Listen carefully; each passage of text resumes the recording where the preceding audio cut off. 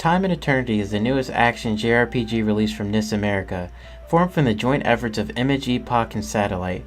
Time and Eternity is about a time-traveling couple who unfortunately keeps reliving and dying on their wedding day. They must continuously travel back into the past to right whatever wronged their future. You'll join Zack, the unfortunate perverted groom whose soul has been transfused with the dragons, and his fiancée Toki, who shares a body with another soul named Tawa.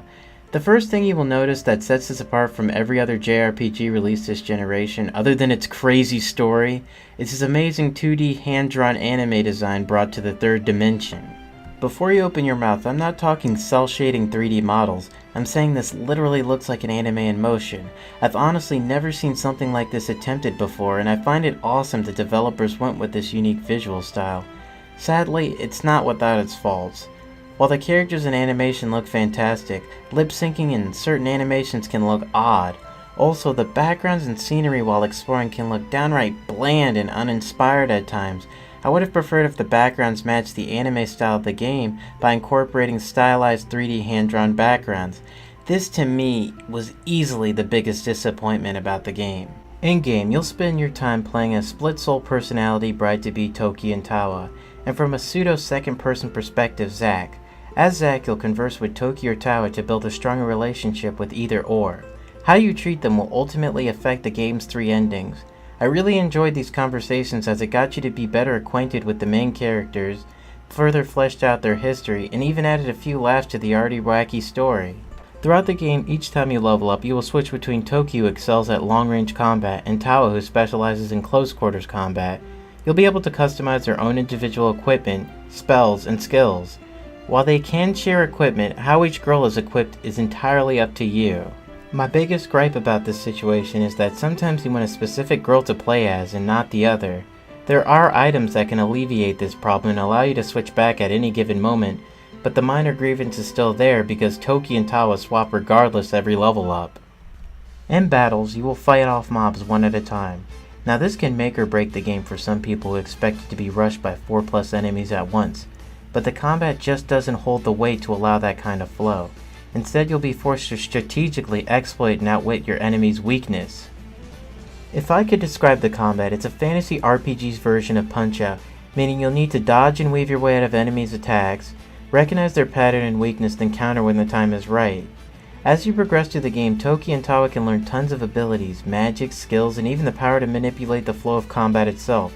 Whether it's rewinding back to fix a mistake made, speeding yourself up to outmaneuver your enemy, or freeze time to your advantage. It makes for some interesting endeavors in combat. At the end of the day, I'm fond of the combat Time and Eternity brings to the table, as it gives a fresh new take to JRPGs instead of being the same traditional turn-based strategy game that floods the genre's market. It still possesses the basic old-school fundamentals of RPGs, but it ventures off the path with something new. What I don't like about the combat though is mostly a design choice flaw. There are areas in the game with themes like haunted woods, sky gardens, fields, etc. And like the level themes, the enemies follow suit with their own, so you will constantly see the same enemy mobs appear over and over and over again. Now it's not like there are too few enemies in the game, it's just that there's too few unique random mobs in the areas, and it can become underwhelming. And the game features enemy recolors. I know a lot of people hate these in any games, but what I enjoy and find appropriate about these recolors is they each incorporate their own strategy elements and skills in combat. So for lack of a better word, it softens the recolor blow to an extent. At the end of battles and upon completing certain side quests, you'll collect gift points, or GP for short, to spend on the very robust skill tree system. Gift points allow you to upgrade the skills and builds you've been searching for.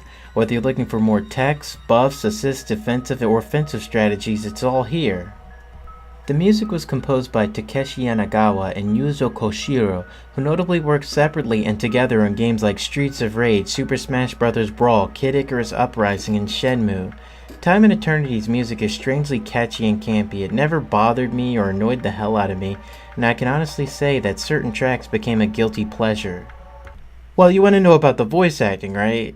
Well... Hey, you two lovey-dovey lovesick lovebirds! There's always Japanese voice acting. Now, Time and Eternity may not be a game for everyone. It's far from perfect. It has its shortcomings, sure. but it's an ambitious game that I enjoyed and would love to see a polished and refined successor to. I don't see this game as a gem, but a cracked one for sure. I can only recommend this game to fans of wacky anime humor or those with an open mind for JRPGs and games in general. I'll admit there were rare times in the story where they touched subjects like relationships after death, self-appearance, and romance, but they fell flat due to the game's campy and comedic nature. Sadly, after completing the game, I can honestly only see a niche crowd sticking around till the credits roll. Time and Eternity is well worth your time, but your eternity is up for a rental to decide.